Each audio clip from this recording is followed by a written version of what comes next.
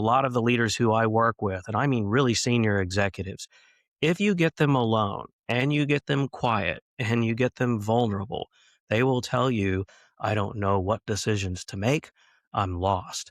That is a huge problem if these are the people who we're relying on, frankly.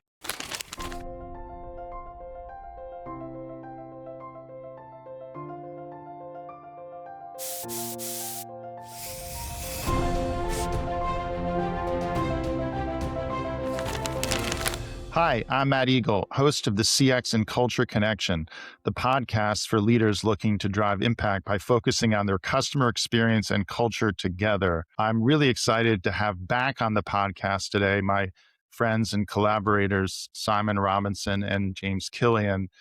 Simon is the global CEO and co-founder of Holonomics, and James is the host of the podcast, the customer-driven leader, and has a book coming out by the same name that we'll be excited to talk more about in the future.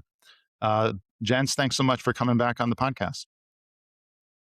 It's a pleasure, Matt. Yeah, it's fantastic to be here again discussing these themes. Yeah, and I'm really excited that we're going to talk more today about the LX Accelerator that we're collaborating on. Folks can go to www.lxaccelerator.net and we'll have more information about that throughout the podcast, and a link you can go to take a free survey that we've developed, a diagnostic tool, and get a free feedback meeting with us. Let's jump in, guys.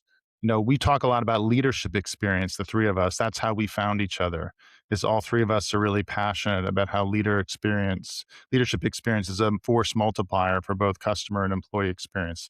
There's that value equation, value equals LX times CX plus EX, that we all use. What is leadership experience? Let's for the audience who's not as familiar with it, love to get your takes on what is leadership experience LX, and why is it becoming more important, not less, in the age of AI? I realize this is not just about AI, of course, but that's a catalyst right now for a lot of leadership attention. So you can answer that however you want. Why is it more important, not less right now? Yeah, I think if we look at the definition, obviously everyone watching today will be familiar with CX, customer experience. And it's really interesting how employee experience emerged from customer experience, taking many of the tools, such as the customer journey, and turning that into the employee journey to look at how companies could really improve the experience of all their employees throughout their careers at that company. And that makes sense. And it still makes sense today using empathy mapping, understanding what employees are really looking for. But I work with senior leadership teams, as we all do. And one thing I noticed many, many times, and I don't mean to use this word too strongly, but no matter how good your customer experience program is or was, and how strong your employee experience is, often it would be the case of leaders sabotaging these programs, but not consciously. So why was it? What exactly is happening for me to say that leadership teams could accidentally sabotage these programs? Well, the answer for me was leadership experience. So whereas the focus of employee experience is their external journey, for me, it's really interesting to look at the inner worlds of leaders. And now with AI becoming ever more present, it's really important to look at how leadership teams and leaders make sense of the world, what their whole worldview is, because this changes everything. Because if leaders are not able to break out of the boundaries of their life worlds, their own experiences, if they're not able to understand the impact of their actions and their words on others, it doesn't matter how strong the intentions of others are, it'll have a very detrimental effect. And this is why I just love our equation, because on LX Accelerator, we're really drawing attention to this dimension of leadership that is often unconscious. So we're going to help leaders uncover these previous hidden patterns to really help them unlock the full potential of their organizations. James, I'm going to come back to a personal story in a minute, but I want to give you the floor first to answer the question too. Sure. No, thanks, Matt. I love that response that Simon just gave. I thought that was really comprehensive. I'll add to it as opposed to a or. Leadership experience, or LX, is the lived experience of leading. And that experience shapes everything downstream in the organization: how employees show up, how they treat customers, how they innovate and co innovate, which is really important in today's environment. And the irony, back to one of the components of your question about AI, the irony of AI is that the more work gets automated, the routine components of it, what's left is going to be judgment, relationship, trust, accountability. And these are very, very human functions, right? And so AI is not going to get rid of those. It's actually going to amplify the stakes associated with them.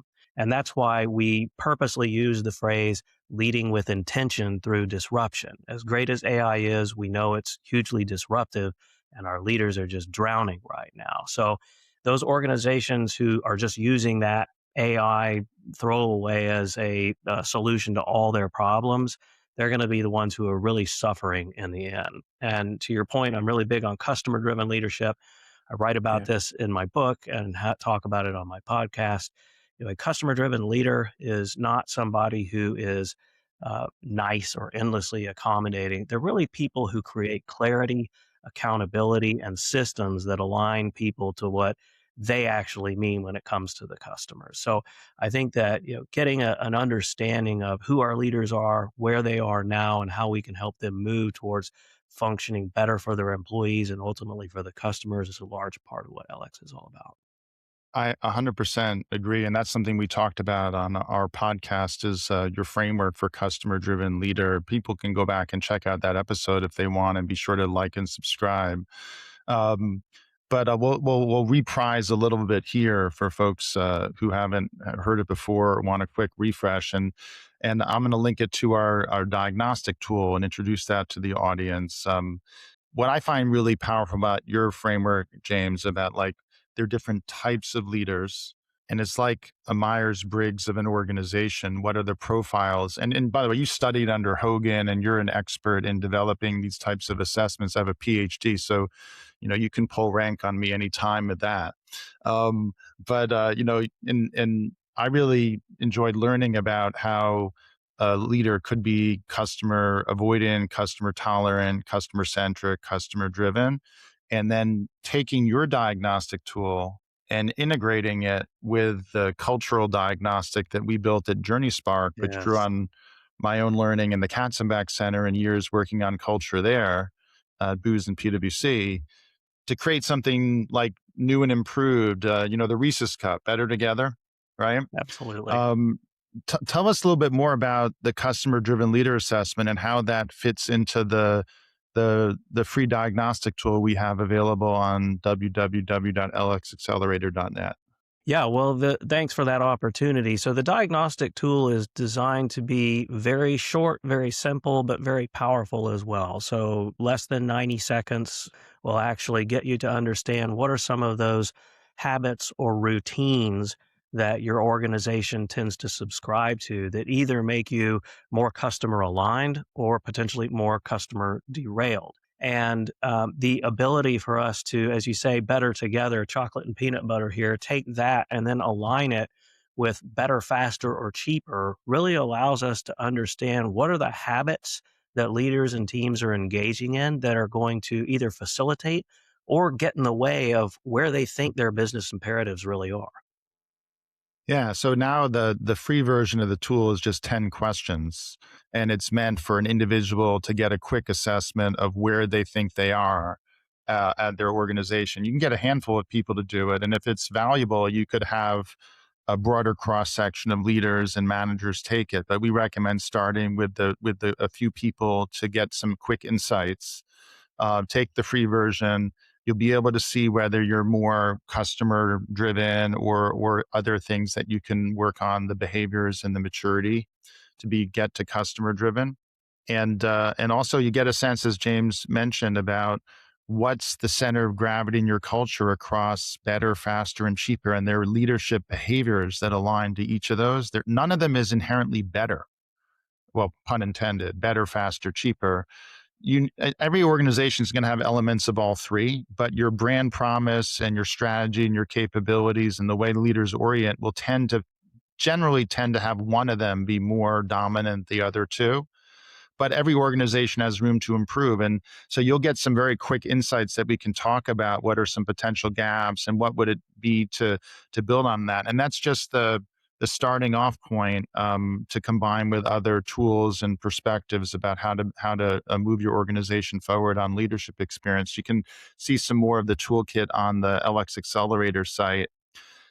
One of the things, I'm going to bring it back to ask you a question, Simon. I mentioned a story previously in one of our discussions. I shared an article I wrote with my colleague then Sujay Saha at PwC about ROX cubed, return on experience cubed, which is CX, EX, and LX, where I first started thinking about LX because I realized that both, this is you were saying, Simon, CX and EX are both about perspective taking.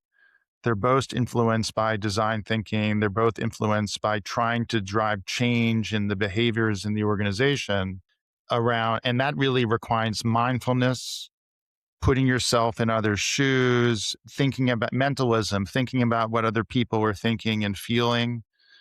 And I thought of leadership experience as like higher ground thinking to really intentionally try to mentalize about your customers' employees. And it's a way of encouraging the inner world of your leaders to focus on CX and EX.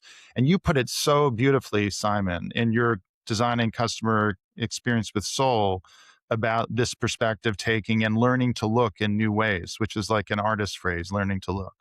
Yeah, absolutely. I'm very much influenced by art and art and culture as much as scientific techniques for really understanding not just how we can understand people better, but the essence of a brand, the essence of a product. And it's incredible what happens when you move away just from an analytical mode of consciousness to a shift into feeling, intuition, sensing. And again, when we talk about artificial intelligence, it was interesting that where did I really begin in terms of helping leaders shift into this more empathic mode? In the 1990s, I was working at British Telecom in the human factors department, and we had a problem with our marketing teams. Our marketing teams were focused on marketing objectives and things like customer segmentation, propensity to spend. And they were launching products that were difficult to use and creating costs with calls to our customer service teams post launch. So we had difficulty saying, look, we need to be involved in the design of the customer experience right at the beginning and not post launch.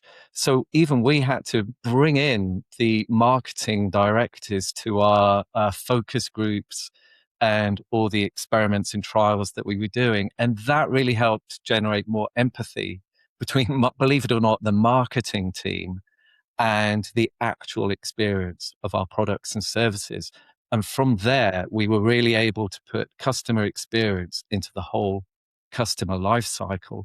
And then, of course, the next step is to go from customer experience and marketing together into strategy. Now, what I think is great about LX Accelerator is that many senior leaders are very cut off from the actual experience of the products and services that they offer. It's very difficult. Even at British Telecom, a director has a secretary or someone to give them a phone. They don't have to apply for a phone. They don't have to pay for it. They don't have all the problems with billing and customer service. And now with artificial intelligence, using AI tools, there's a lot less direct observation of customers. There's even less human to human contact with customers.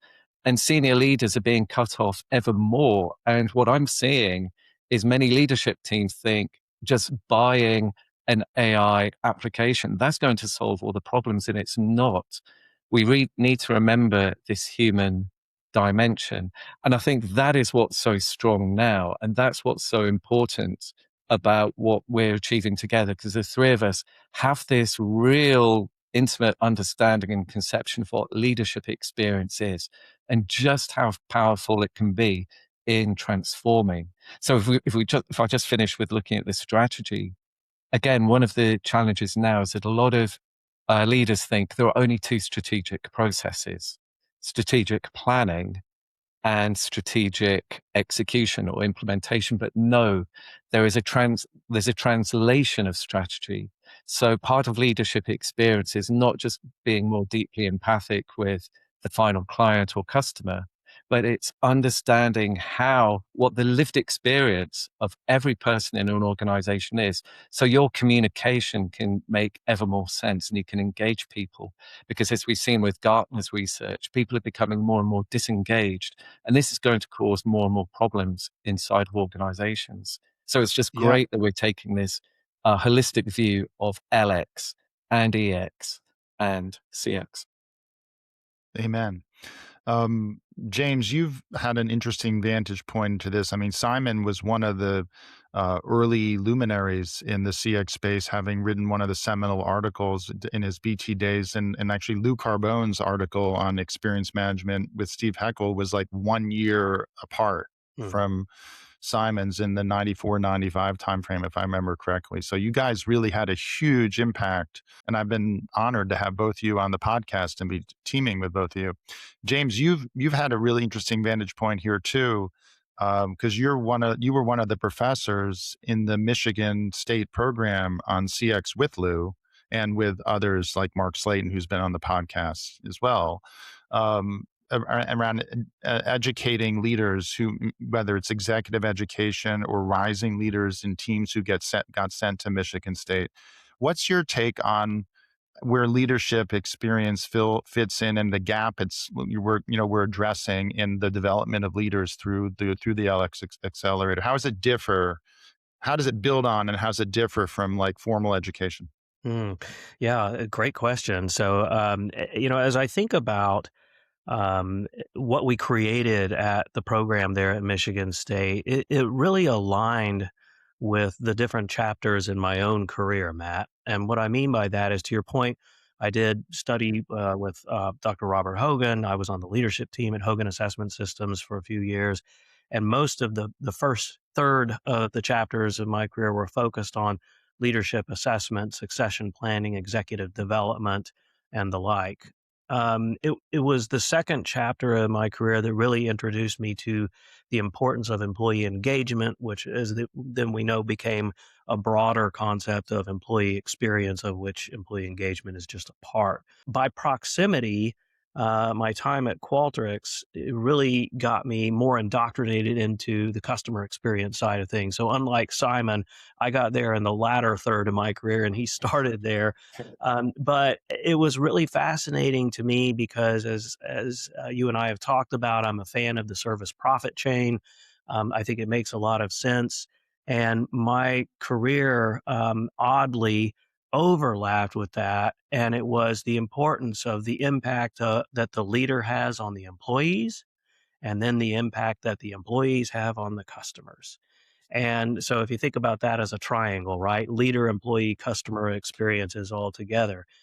So that part's not surprising, right? I mean, we kind of knew that because of the service profit chain. But to your point, I mean, what are we doing that's different here is the criticality of really understanding, what is it that the leader is actually tasked with? What are the business imperatives that they're actually trying to solve? And then how do they mobilize the people who are working with them and for them to actually deliver on behalf of the customer? And this is a really important point because some of what we've seen shift over the last, 15, 20 years in particular in business is a movement away from stakeholder alignment and towards shareholder alignment. And that means we're not thinking about the employees. We're not thinking about the customers. We're thinking about the shareholders and the boards. And those people are putting tremendous pressure on our leaders. And it is the leader who needs to be the one who's taking the helm to deliver those better employee experiences and better customer experiences if they're playing the long game, if they really want to build a brand that people love for a long period of time. But unfortunately, a lot of organizations have just forgotten about the experience that leaders have and should have because they're the ones who create the conditions for success. You know, to bring this back to AI for a minute, and I promise it won't take up all of our remaining time. It's a very important topic, but this is a much broader and topic and meaningful topic, I think, that we're talking about here, but very relevant given everything that's going on with AI. And I'll share a story around that. Um, so my partner, Randall Rothenberg, and I have been doing some work with a consumer entertainment client that we wrote about in our Substack Winning Experience. We'll put the link up to that Substack on the screen. But we shared, to build on what James was saying, the importance of change in culture and leadership experience in tackling AI effectively. This consumer entertainment client um, had a CEO mandate with the leadership team to evolve their approach to enable more entertainment product in more countries more scalably. So to globalize their business, but that had a huge strain on the business that AI would help because you could do more translation, more content, tailoring, development of marketing campaigns, development of web detail pages, like all of the above was thousands of hours of work per property in a campaign. And this had a huge impact on everyone in the marketing and CX organization. But there actually was a lot of resistance, despite a huge CEO mandate to push AI, because of the way the leaders showed up. The leaders showed up talking about time saving. They showed up talking about efficiency. They talked about the push to integrate the technology team into the marketing organization. They didn't talk about how work was going to change enough. They did sometimes. They didn't talk enough about how it took for granted how this connected to their mission and their purpose, which inspired the employees. So while they knew these were important things, their behavior was actually reinforcing something that reinforced anxiety and undermined safety. And it actually, led to also, unintended consequences. And so we re-anchored them, focusing more on change and culture. And by the way, the customer-driven leader framework was really valuable in engaging the leaders about what type of organization they are, as the leaders thought about how they want to engage differently. So that's an example. Folks can check out the Substack. We're certainly happy to talk with you about how the LX Accelerator can apply in a context like that.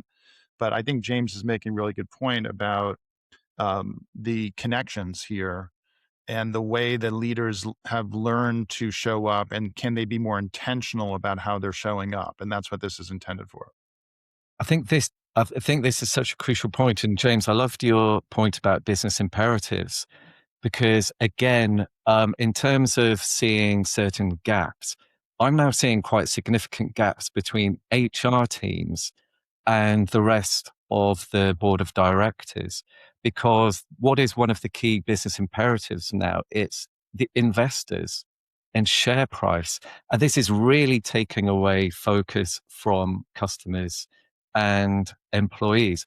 And for that reason, on Alex Accelerator, we're going to be talking about the three processes of strategic planning, strategic translation, where you make things meaningful, where you focus on communication, and then implementation. And it's within the translation phase, before you've started any kind of AI implementation itself, that you start to do the planning and you manage for change. So in terms of managing for cultural change, this is the exact stage to be doing it, way before the actual implementation. And again, one of the areas of being so focused on the business imperatives is that what is the big error of AI nowadays? It's focusing on the architecture, having an architecture first mentality and not experience first. Why are you really bringing in all of this AI? Well, this is the same reason why, if you look at the statistics, and in many ways, they're worse with AI in some cases than we saw with ERP and CRM and CDPs and other things. There were a lot of successful implementations of technology, but like a common theme on this podcast is why culture eats strategy for breakfast, right? Why you want to do them together rather than at odds with each other, and how, just like the failure rates of a lot of initiatives that are technology driven, you focus on the technology, they're more than 50% failure rate. Why? It's the same reason as strategy bumping into culture, technology bumps into culture. You've seen the statistics, I'm sure, with MIT and Gartner that more than half of generative and Mhm. agentic AI initiatives are not succeeding. It's the same reason. It's because of the not paying attention to culture and change sufficiently. You mentioned earlier, James, that the LX Accelerator, in the site, we talk about leading through disruption, and we have phrases like to prod leaders, like, I am a leader who is blank, and one of them is certainly around leading through AI change, but we also have others. I'd love to get your thoughts, James, and then Simon, on what are some of the use cases other than AI that you think are valuable to address through the LX Accelerator. Yeah, well, I think that, from my perspective, some of the use cases that I'm seeing a lot of traction on right now with leaders and leadership in a general sense is the criticality of direction, coaching, and career conversations. And what do I mean by that? So, first of all, direction. This is really regarding clarity, and that is really tough to come by these days. In fact, a lot of the leaders who I work with, and I mean really senior executives, if you get them alone and you get them quiet and you get them vulnerable, they will tell you, I don't know. I just don't know anymore. I don't know what information to trust. I don't know what decisions to make. I'm lost. That is a huge problem if these are the people who we're relying on, frankly. So that's direction. The second being coaching, particularly around coaching at scale. So giving leaders real time feedback on how their behavior is actually landing, not just giving them annual review data is incredibly important. And then on the last piece with career conversations, the importance of onboarding and ramping talent, both in terms of the leader and the people who they are leading. So, it often used to take us 12 to 18 months to figure out what good looks like for everybody who came into an organization. It doesn't have to take that long. And frankly, it shouldn't take that long. And I think that was a large part of why we designed this program was, again, to help accelerate the ramp of leaders being able to deliver more value in a shorter period of time, particularly when all this disruption is going on. You got to make the invisible visible here. Yeah, no, when people check out lxaccelerator.net, you'll find the 5-step process that we have. And a lot of the stuff that Simon was talking about around the strategic planning process and translation is right in the middle in step 3, and how you move forward and close the intention gap. Being intentional about how you connect this to your strategy process. Simon's thought leadership there and his experience is really valuable. Um, and as you look into 5 steps, you'll notice that it moves into building a cultural movement and adapting the way leaders show up and driving habitual behaviors. So this includes, and we're excited. We do leadership coaching at JourneySpark, but I'm really excited now to team with James and Simon to add that to our capability as we deliver leadership coaching, as well as engaging leaders to build alignment, and then how the leaders help build habitual behavior in themselves, their managers, and their frontline employees. It becomes a cultural movement to bring it to fruition. So check out the Leadership Accelerator. We'll be happy to set up a feedback meeting after you take the survey and talk more about how it can apply or just answer any of your questions. My personal favorite of the use cases we put on the site is actually connecting CX to brand promise. I think the AI one is super important and it's driving enormous, traction with clients right now. But I think the brand and CX connection is also really powerful. And I think this links back to what Simon was talking about perception. The way people see the branding is often how people talk about you. CX is about how they feel, right? That's the Lou Carbone brand canyon, like the difference between what they say about your brand and how they feel about themselves. Leaders need to be in understanding that gap. And then you can close the gap between your brand and your CX through digital, through frontline employee behavior, through a variety of means, you can close the gap. Simon, do you have anything you want to add on any of the use cases you find most interesting? Yeah, absolutely. In fact, there's a couple of points that I think it would be great to make right now. Sometimes it can seem that LX Accelerator, maybe it only applies to, some of the largest industrial groups and the world's largest brands, but far from it. In fact, there's often this hidden middle section of companies, medium-sized companies, and maybe they have between 100 and 500 people, and they're often invisible because they're in the B2B sector. And in fact, with the great thing about LX Accelerator is that we can adapt to different sized companies and their different demands. And so, for example, I did a project a year ago and it was incredible because I actually received an invitation to join a B2B sales team. And I could really that really gave me an opportunity not just to think about how this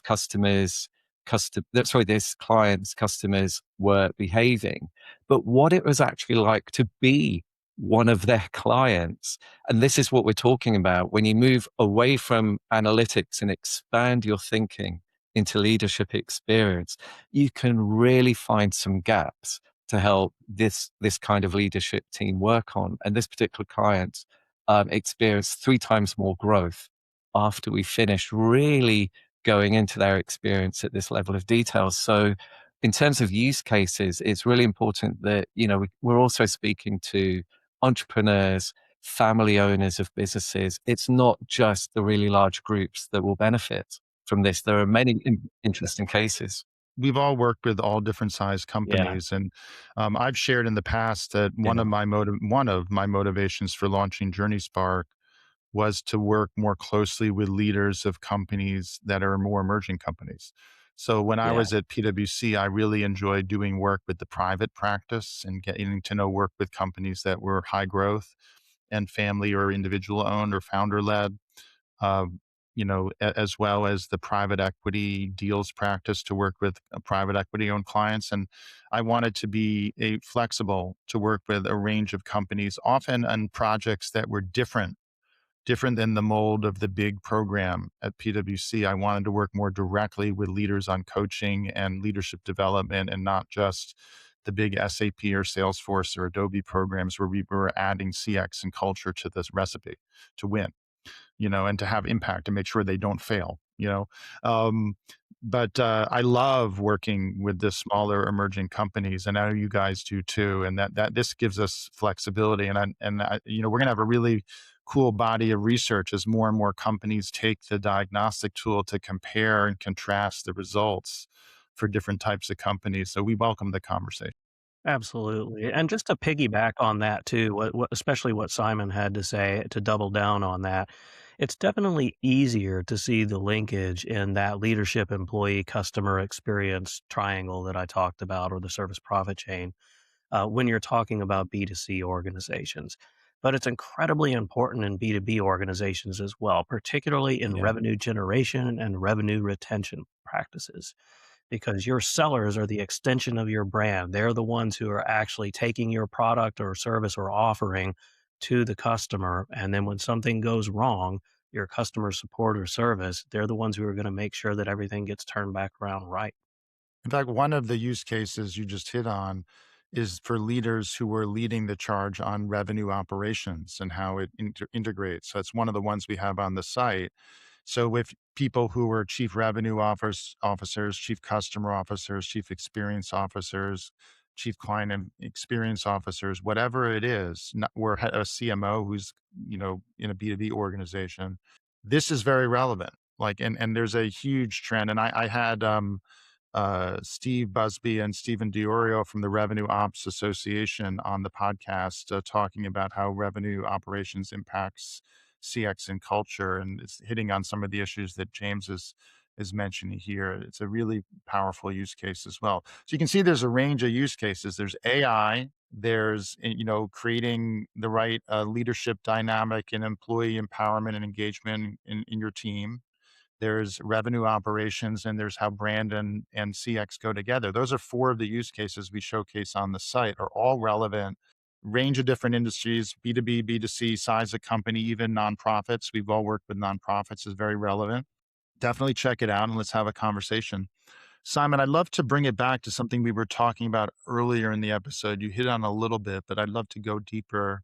You've often made the great point, and you were making it earlier today, that as the CX profession shifted more to measurement and fixing friction, it lost, and these are your words, the Yeah. design and psychological skills element of CX. So, how can leaders approach CX more as a mindset and set of skills and behaviors rather than as a role or a title?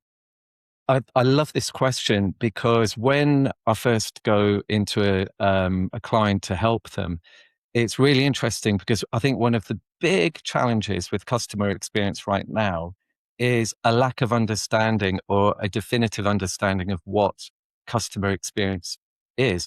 If you talk about accounting, people know what it is. If you talk about marketing, people know what it is.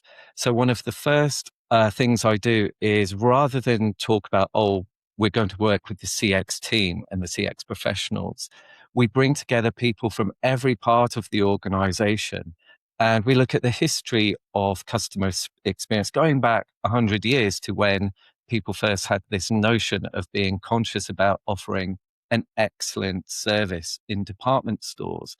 And when you talk about this type of aspect to customer experience, think about Apple in the 80s, people start to think, oh, hang on a minute. It's not just about customer feedback and measuring and moving friction. It's about every experience that our customers have. And this changes everything. And then once people start to understand that, in terms of the central framework, people start to shift their understanding of the customer life cycle. The customer life cycle isn't just a funnel for marketing, which guides how they communicate with customers. No, it's a way of opening up silos, breaking down barriers, looking at end-to-end business processes, and then helping people understand that, well, everyone has an impact on the customer experience, not just front desk, not just staff and people who have direct contact with customers. And this is the great thing. Once you get people really engaged and excited about customer experience, they then open up and really start to create more solutions themselves for how they can improve the customer experience all along the journey. And I think this is one of the great challenges, to break out from thinking about customer experience as a certification or a role and just get back to this empathy and really helping everyone think about, well, what is it really like to be our customer and what's having an impact on their feelings, emotions, and perceptions. This is very, very fundamental. And this is what we're doing by bringing together leadership experience, employee experience, and customer experience. Because again, when we use a term, even a term leadership, we need to talk about that a bit because there's this frozen middle of middle leaders. Yeah. And again, LX Accelerator applies not just to the senior leadership teams, but anyone with leadership responsibilities, starting from the very first team leaders. And so, yeah, if we can shift from thinking about how can we measure what a customer is doing and how we can truly enter into what it's like to be a customer, that changes everything. I think the measurement is a great enabler of leaders to get insights to act, and it increasingly enables orchestration and automation of action to make it faster. But Yeah. I think one of the impacts of AI is that you're taking more conversations that previously were not mineable as a source of insights, and you're able to leverage them. So surveys are less relevant. They're not gone, but you got to be selective where you use them because you're only getting like 5% of the people to take them. And there are many more conversations in the call center, in the conversations that are recorded. Um, you know, with your frontline employees. And increasingly, as the interface is agentic, it's not just that that your interactions with customers leave a digital footprint. It's that your interaction with them is not just clicks; it's conversations. The interface will be agentified. The future website is an agentic interface. That's where we're headed, where you'll be interacting and talking to brands on the site, and you'll be getting shopper solutions from sites, and you'll be getting always on sale access to virtual sales and experts. People will deliver expertise not just through salespeople and technical service, but through chatbots. And we're an agentic interface. And guess what? That means that all can be mined as a source of insight. Those conversations will be mineable, just like social and call centers have, which creates a feedback loop into training and development of your people, because you can observe their interactions and give them coaching and feedback. So I'm excited that we're working on bringing these pieces together on the learning and development and the leadership development and the feedback and quality management together with the CX side. They can all leverage AI. They're not separate opportunities. They're actually fusing. EX and CX are increasingly intertwined. Oh, absolutely. And I think this is a great point. It's not the fact that AI is present or not, it's how you use it. I didn't explain, I am actually a psychologist by background. And even if we think of a tool as simple as SurveyMonkey, that is very deceptive. The reason is anyone can create a questionnaire using SurveyMonkey, but not everyone is a trained psychologist in terms of really building valid questionnaires that have Well, internal validity. you prime people Yeah. with the questions you ask. There's a real Yeah. risk of leading the witness. And James, you were, you studied under Hogan, and you were part of the EX team at Qualtrics, so you also have a psychology background. Yep, I Yeah, do. Yep. I'm just a wannabe who likes to hang out with psychologists. I've worked my whole career around the space, but I don't actually have the PhD We're myself. gonna get But you an that's honorary what degree, Matt. that's why maybe like I'm reading Mark Twain's biography, and one of his proudest moments is when he got an honorary degree from Oxford. Think of the rebellious Mark Twain getting a degree at Oxford, right? But like, yeah, maybe someday I'll be honorary psychology degree because I don't have the time for the PhD, right? But um, yet, the important point here is that don't get so lost in data that it becomes meaningless. You need to have some kind of human intelligence to really ensure that that data is meaningful and it is showing what you think it's showing, rather than just collecting data points because you can. yeah. Hey guys, one last question before we wear out our welcome. Just looking ahead a few years, what do you think will distinguish organizations that thrive from those that struggle?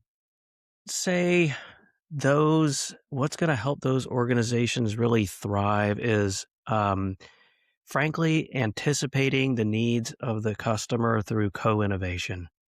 And this is largely rooted in whether you're customer aligning or customer derailing. If you are customer avoidant, you are building things in a vacuum without actually seeking the inputs of those customers, and you're definitely not involving them, and you're definitely not co-innovating with them. If you are customer aligning and customer driven, hopefully, then you're politely challenging the customer. And that's something that I think is really, really important because you can't sell vaporware. You have to sell something that's actually real. You have to have an offering, whether that's a product, a technology, a solution, a service, whatever that offering is. You have to have that offering that actually solves a real problem that customers have. And the best way to solve that problem that they have is to ride along with them, let them ride along with you and actually involve them in part of the process. I think those are the organizations who are really investing in that relationship that are going to be the ones who build brands for the long game. They're going to be the ones who win in the long run. I think those organizations who are defaulting to we're going to AI everything are going to be the ones who are going to end up in that state of failure, Matt, that you talked about. And again, we're big fans, right? It's really great. But we have to understand first, again, what are the business imperatives that we're actually trying to solve? And then what is it that we value in our employees and in our customers? And what is it that we need to create to deliver more value for both of those? I think those organizations, those leaders who pay attention to those things, taking that more stakeholder approach as opposed to shareholder-centric approach are going to be the ones who survive in what I'm calling the war of the brands. Great. Simon, I'll give you the last word. I think for me, really thinking about this, the businesses and organizations that will truly thrive are the ones that achieve equilibrium between customer experience, employee experience, and leadership experience. And that equilibrium can only be achieved. The ones that will really have success are those that truly invest in leadership experience. And the reason is it's leadership experience that leads to deep sense making. And when leaders have this deep sense making ability, they no longer become prisoners of artificial intelligence, where they can truly understand its power and achieve results and growth and success through exploiting AI and not having AI exploit them. Well put, gentlemen. It's been a pleasure. I know you've sparked a lot of great ideas for me, and I'm sure you have for the audience. I'm really looking forward to the conversations we have together with folks who take the free diagnostic and then we set up the free feedback meeting. We'll put up again on screen the URL and the QR code for folks who haven't seen it yet. And we look forward to talking soon. And feel free to DM any of us as well if you have any questions or comments. Looking forward to the conversations. Thanks so much for the invitation for speaking today, Matt. It's been excellent, really interesting. Yeah, thanks, Simon. Thanks, Matt. Wonderful.